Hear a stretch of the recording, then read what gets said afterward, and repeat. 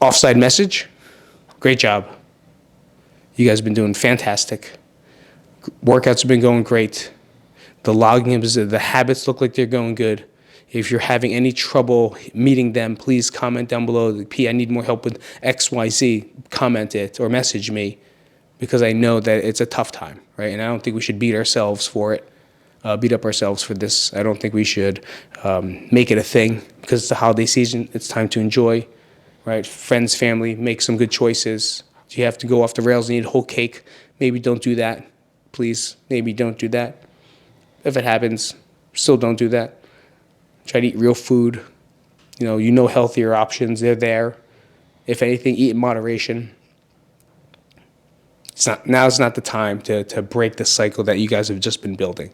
And honestly, I don't think you will, because when you're on point, you're on point. But when you start to not believe and you start to fall off track, you start to get sick of shit, that's when it starts to fall down. Right? So give yourself a moment to say, great job. Because a lot of us don't. Right? We don't, and like the video I talked about, we don't celebrate those wins. We look at them as like, this is what we're supposed to do. It's like, no, it's a fucking win. Like, that's a win. You going to the gym and never been in the gym before is a win. You working out and have worked out in 3 weeks, that's a win. What you're going to say is, I should work 3 more times this week because I missed the whole 3. No, you made 1. That's it. It's a win. Move to the next day. Oh, I didn't do it. Cool. Still did 1. Next day. Another win because you did it again. If you think about the long term, that way you're going to beat yourself up. Day to day, put a win in your day. Hey, what's going on, everybody? Soon to be Christmas. Happy holidays. Thank you for being part of Crank Online. I just want to talk about what I'm going to do, what I have entail. Is that a word? Entail? For the future. I've seen a lot of you guys already started tracking. A lot of you have sent the food logs to me, so thank you. And if you haven't, do so. If you want to really hone in this new year for whatever it is you're searching to do, send me the picture, send me the food log, send me the screenshots over your MyFitnessPal so I know exactly the intake you're doing now so we can adjust it for the new year. Because if, like, for example, we have one where she's not eating enough food.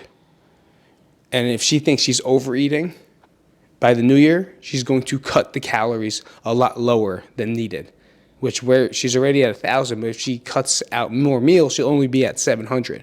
And she's going to teach her body to work on 700 calories, which is not long term, because 700 calories can be one lunch with a drink. You know what I mean? But you're going to train your body because you think you're eating not enough.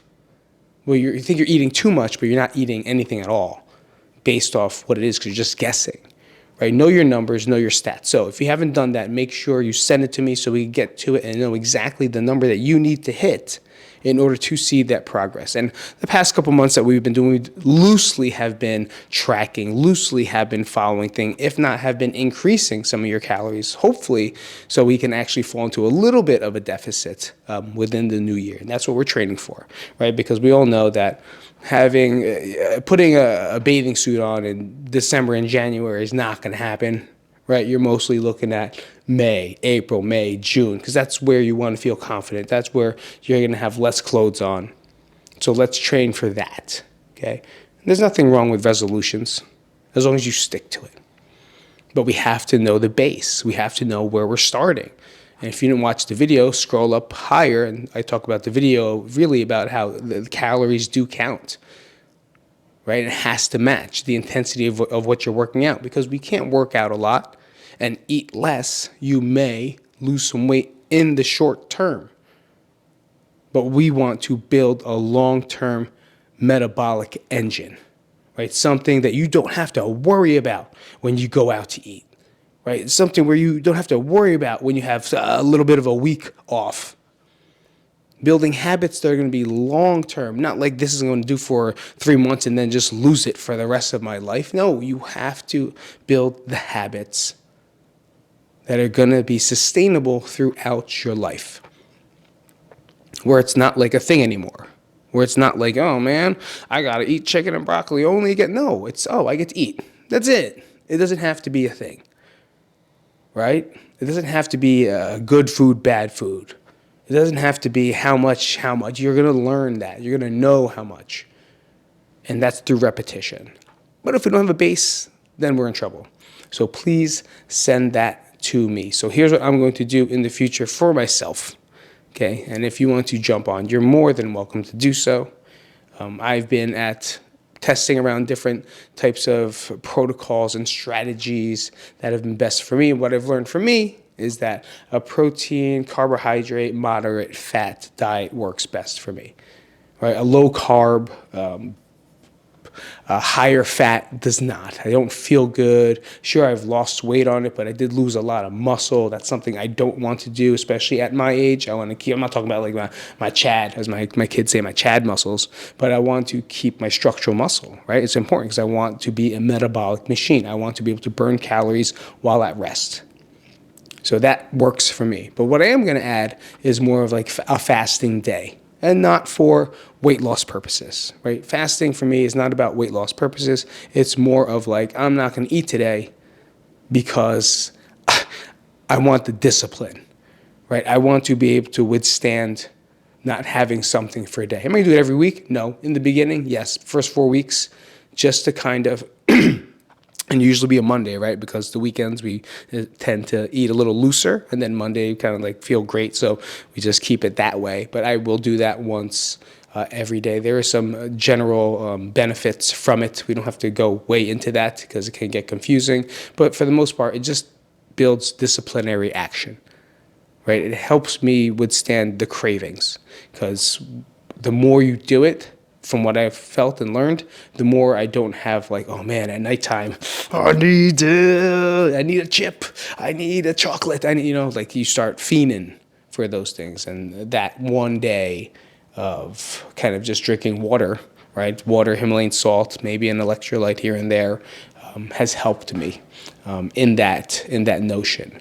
Not only that, now, if you think about it, right, at the week total, I put myself into a deficit without having to put myself into a deficit because I didn't eat for a day. So pretty much you have 2,000, 3,000 calories that I did not intake in the day. But with that said, I have to make sure I do get the calories that I need for the rest of the week, if that makes sense to you. So a person that would really benefit for this is someone that maybe loosely watches their calorie intakes during the weekends, loosely watches their drinking on the weekends, right? Because it's time and they want to live life.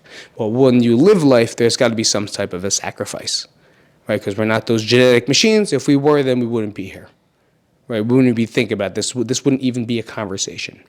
But for that terms and purposes, it does help to reset, because most of the time we have inflamed guts, right? And that's what happens on the weekends. We eat things that we normally don't, and we feel bloated, we feel lethargic, we have no energy, you just feel like garbage. So not putting anything into your system for 24 to 30 hours will help, right? It'll help the body regulate itself. It'll give the gut a moment to regulate. And that's it. There's no magic to it. It's just giving the body a break. Right? I'm not going to say it's going to work for everybody, but it's just what I'm going to do. And if you would like to jump on and you want to know more about it, just comment. Let me know that you are more interested in this, and I'll tell you more about what I'm going to do. So, all right, I'll see you later. Happy almost holidays. I'm going to look down because the computer's here, and welcome to my microphone without the stand. It's my microphone. I call this my microphone espresso. Is that how you do it? Or something else? Rudolph the red-nosed reindeer's nose. When it's not red. Okay, bye.